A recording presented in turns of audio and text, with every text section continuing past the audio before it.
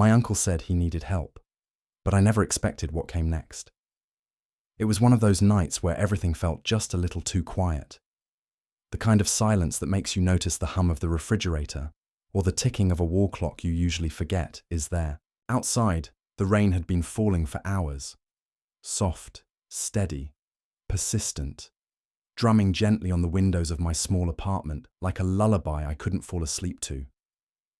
I was curled up on the couch, a half-empty mug of tea on the table beside me, the glow of the TV casting shadows on the walls. I wasn't watching it, not really. I think it was some old comedy playing reruns, but I couldn't tell you a single line from it. My mind was somewhere else. Nowhere, really. Just drifting in that aimless, heavy fog that comes with being alone for too long. I had moved here 2 months ago. It wasn't planned. It was more like an escape. After everything that happened, with my dad last year, I just needed space. Somewhere no one knew me. Somewhere I could disappear and maybe, eventually, rebuild. I hadn't expected anyone to follow me here, least of all him. Uncle Ray. He was my dad's older brother, but they hadn't spoken in years. I didn't grow up seeing him often, maybe just a few Thanksgivings when I was a kid, but every time he came around, he had this energy that filled a room. He was the kind of guy people listened to, the kind that made you laugh even when you didn't want to, the kind that always seemed to know something you didn't. I remember thinking as a kid he was cool. Now I know better than to trust people just because they know how to smile. Before I continue, if you've ever had someone walk back into your life and leave you confused, broken, or just numb, then you're not alone. Take a second right. Now, hit that subscribe button and tell me in the comments, where are you watching from? Trust me. This story, it's not what you think. It was almost midnight when I heard the knock. Not loud. Just 2 soft thuds on the door, like someone was testing it, seeing if I was awake. At first, I didn't move. I just stared at the door, from the couch, my heart already picking up pace for no good reason. I live alone. Nobody ever knocks. Not at midnight. Not in this building. Another knock came, firmer this time. And then, a voice. Eli, it's Ray. I sat up, stunned. For a second, I thought I imagined it. Ray, my uncle. I hadn't seen him since the funeral. My mind scrambled. How did he even know where I lived? Why was he here? But I was already moving, already unlocking the door, because that name, that voice, it didn't come with fear. Not yet. It came with a kind of familiarity I hadn't felt in months, maybe years. When I opened the door, he was standing there in the hallway, soaked from head to toe. His hair was dripping, his leather jacket clung to him like a second skin, and his boots left wet prints on the tile. He looked older than I remembered. Not old, just worn. His face had lines I hadn't noticed before, and his eyes, those sharp, hazel eyes, looked tired. "Hey," he said, breathless but calm. "Sorry to show up like this. I didn't know who else to go to." I blinked, trying to process the moment. "What's going on?" "Car broke down," he said, rubbing the back of his neck. "Phone died. It's a whole thing. I remembered you lived nearby. I figured maybe..." He hesitated, glanced away like he regretted coming. I stepped aside. "Come in." And just like that, he walked into my apartment like a ghost, from a life I thought I'd buried. The door closed behind him with a soft click. I handed him a towel. He took it, gave me a small, grateful smile. For a minute, we stood there in silence, me holding space, him dripping quietly on my floor. And somewhere in the stillness between us, something unfamiliar started to settle in. I just didn't know what it was yet. He dried off slowly, like he wasn't just wiping away rain, but something heavier. The kind of weight you carry in your chest for years without realizing it. I watched him from the kitchen, pretending to fix him something warm. Tea, maybe, or hot water with lemon. Truth is, I just needed a moment to breathe. Ray being here wasn't just unexpected, It was disorienting. He was part of a past I'd locked away. The past with my father, the fights, the silence, the funeral. And yet, here he was now, standing, in my apartment like none of that ever happened. "I didn't mean to drop in like this," he said behind me, his voice softer than I remembered. I've been driving around all day, got turned around in the storm, figured I'd crash in a motel, but..." He trailed off. "I saw your name on the buzzer." I turned with 2 mugs in my hand and gave a small nod. "It's fine, really. You're lucky I was still up." He took the cup, hands brushing mine, just slightly. "You always stay up this late?" "Lately, yeah." I smiled, trying to keep the air light. "Insomnia's kind of my roommate." He laughed, and for a moment it felt normal. 2 people, warming up from the rain, reconnecting over old family roots. We sat down on opposite sides of the couch, the dim light of the lamp casting long shadows on the wall behind us. The rain hadn't let up. It tapped steadily against the glass, like it was reminding me that this was all real. Ray leaned back, eyes scanning the room. "You've done good for yourself," he said. "I like the place." "It's temporary," I replied, almost reflexively. "Everything is." He looked at me, and there was something unreadable in his expression. "You always talk like that?" "Like what?" "Like you're halfway out the door." I didn't answer. I sipped my tea and kept my eyes on the steam rising from the cup, because he wasn't wrong. I had been living like a guest in my own life for years, always waiting for something to fall apart. We talked for a while, about nothing really. The weather, the drive, a few vague mentions of the past, but neither of us touched the real stuff. Not yet. It was like we were both walking around a fire too hot to face. He mentioned how things had been with my dad, then backed off when I didn't engage. I appreciated that. Most people either push or pretend they don't know. Ray, 4, all his rough edges, knew how to read a room. "Do you ever think about that lake trip?" he asked suddenly, out of nowhere. "The one when you were 10. You fell off the dock trying to race me." I laughed. "You pushed me." "No way," he smirked. "You slipped. You pushed me." He raised his hands in mock surrender, grinning. Okay, maybe a little nudge. That memory hit different than I expected. It wasn't just the event. It was the feeling that came with it. Safe. Seen. Like someone had been paying attention to me in a house where most people hadn't.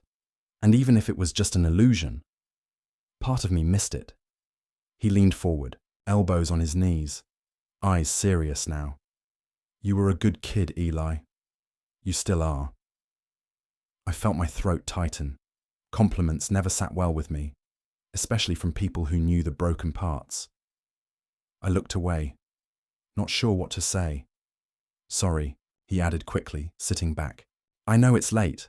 I'm probably making things weird." "No, it's okay," I said, a little too fast. I'm not used to people showing up anymore." Ray nodded. "I get that." The silence stretched out again, not uncomfortable, but waited. He looked at me in a way I couldn't quite explain. Not predatory, not overt, just lingering. Familiar. Maybe too familiar. "Before we go on, I want to ask you something. If you've ever had a moment where the past showed up in your life wearing a new face, maybe one you trusted, comment the word unsettled below. I want to know I'm not the only one. And if this story is pulling something out of you, something buried, don't just scroll past. Hit that subscribe button. Stick with me, because it gets harder to tell before it gets easier. I stood up then, needing to stretch, needing space. I walked over to the window, watching the rain. My reflection was faint in the glass, half me, half memory. Behind me, I heard the creak of the couch as Ray shifted, maybe leaned back, maybe stared. "You still write?" he asked. I turned. "Not really. You used to be good at it. You wrote that story about the moon. Remember?" I blinked. "You remember that?" "Yeah. I kept it, actually. Thought it was brilliant." My heart thudded once, loud and slow. That story was the first thing I'd ever shown anyone. I had been 12. I'd given it to him at the end of a weekend visit. I never thought he read it. "Thanks," I said quietly. He smiled again, a little too warmly. Then he said, "You ever write about us?" And something in the room shifted, like a temperature drop, like a warning you don't hear, but feel in your bones. I stood there frozen for a second longer than I should have, his question still hanging between us. "You ever write about us?" The words felt heavier than they should have. I forced a weak smile, shaking my head like it was no big deal. "No, I write about made-up people. It's easier." Ray chuckled softly.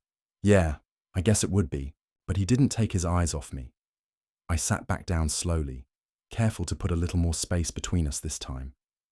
I wasn't sure why. Nothing had happened. Nothing had been said, at least not directly. And yet, something had shifted. The energy in the room was no longer just nostalgic. It had weight now, like something was reaching from the past, trying to reclaim space in my present. Ray tilted his head toward me. "You've grown up a lot." I looked at him, unsure how to respond to a statement like that. "Yeah, time does that. I mean, it's wild. You were just a kid. Now look at you." I nodded, eyes dropping, to my mug. I didn't want to read too deeply into it, but the way he said it, it wasn't just reflective. It was something else, something softer, slower, a little too focused. I laughed nervously, trying to shift the mood. "You're making me sound ancient." He smiled. "No, you're just different now. I notice things." That line landed like a stone in my chest. I swallowed hard and stood up again, under the guise of cleaning up. "You hungry or anything? I've got leftovers." "Nah," he said. "I'm good, just being here. It's enough." I didn't respond to that. I walked to the kitchen and rinsed out my cup, focusing on the sound of water more than anything else. Behind me, I could feel his presence, still, quiet, heavy. Then, I heard him stand. His boots tapped softly on the wooden floor as he walked toward the kitchen. I didn't turn. I just stared into the sink like it held all the answers I didn't want. "You okay?" he asked from behind me. "Yeah," I said, quickly. "Just tired, I think." He stepped closer. I could feel it, that slight shift in temperature, the way the air moved. My body tensed without meaning to. "You don't have to be scared of me," he said, his voice low, almost a whisper.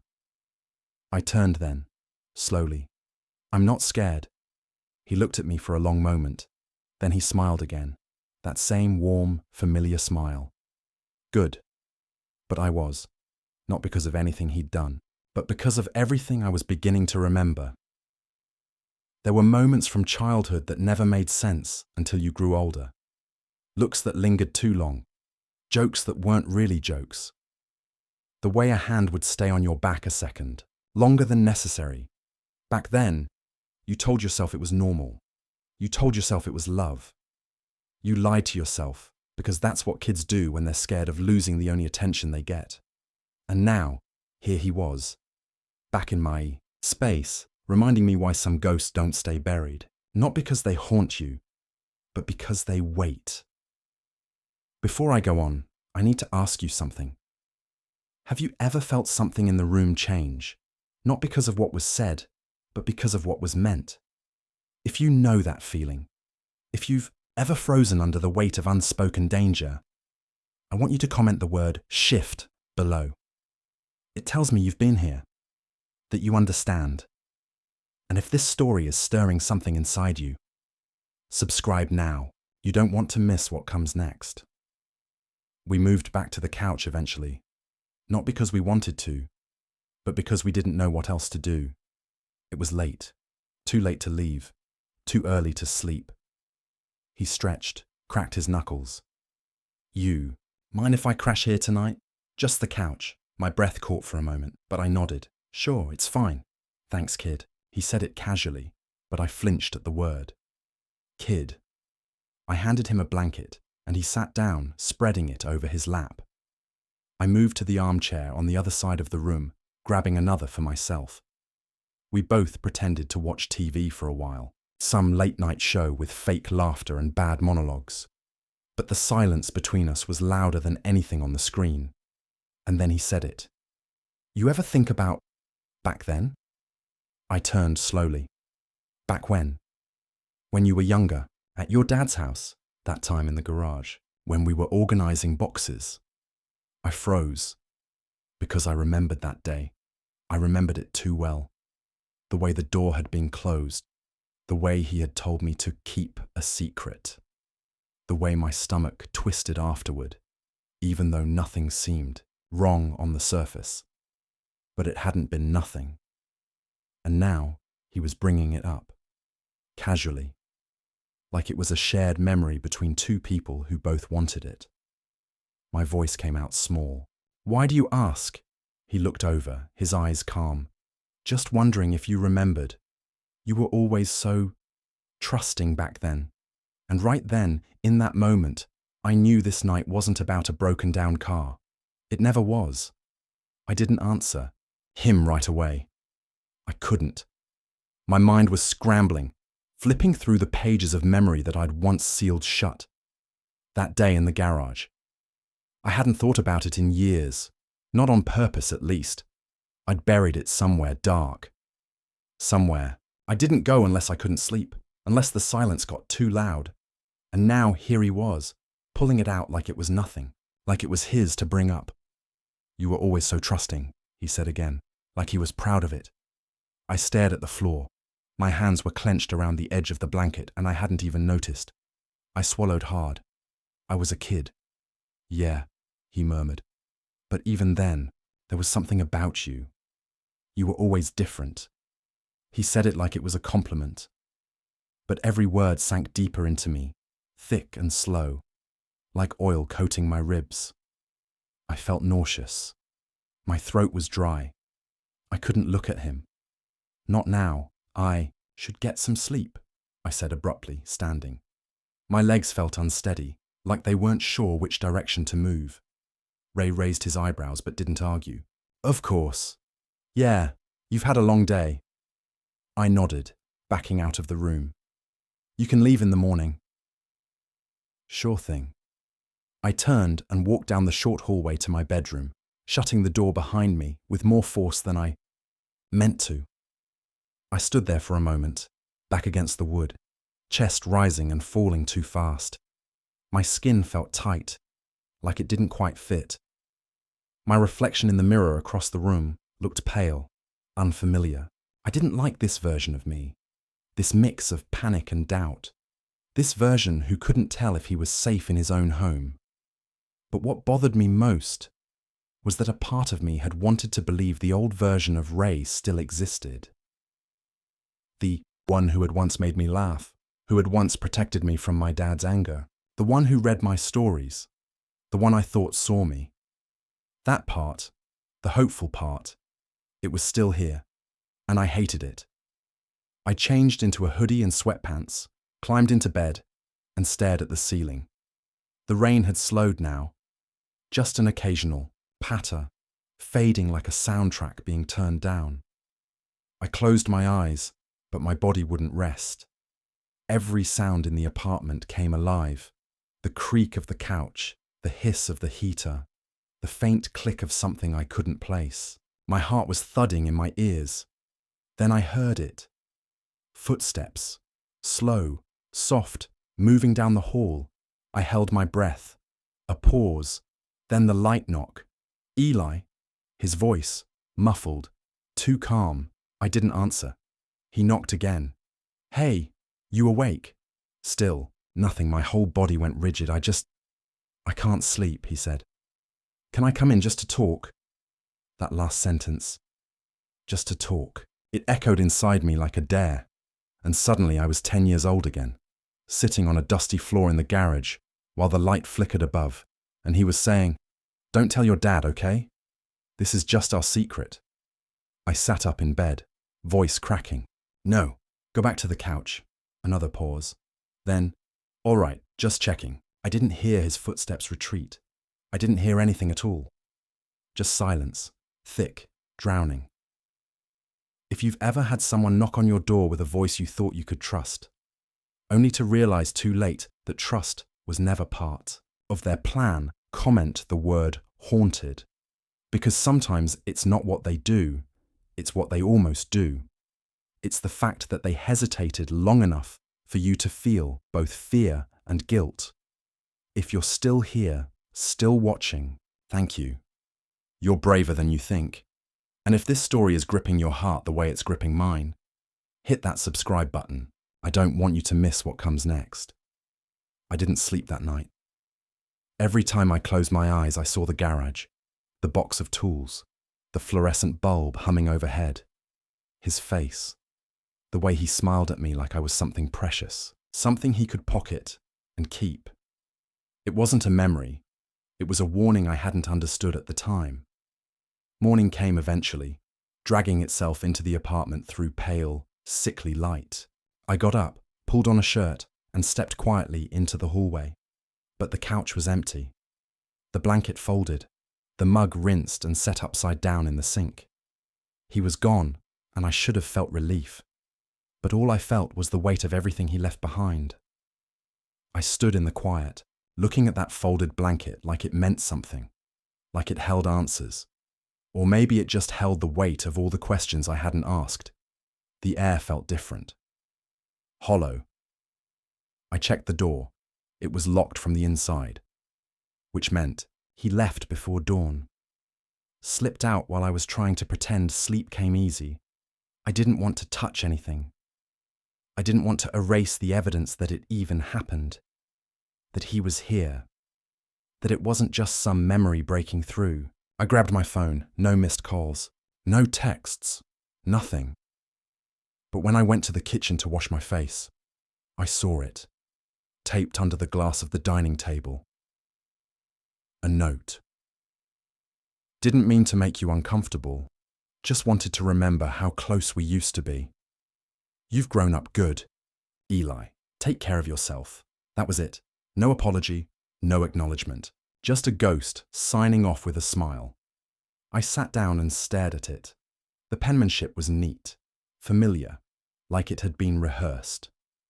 Before we close this chapter, I need to ask you for something. If you've ever carried the weight of a moment that no one else saw, if someone walked through your life and left you doubting your own reflection, comment the word stillness. It means you made it, that you're here.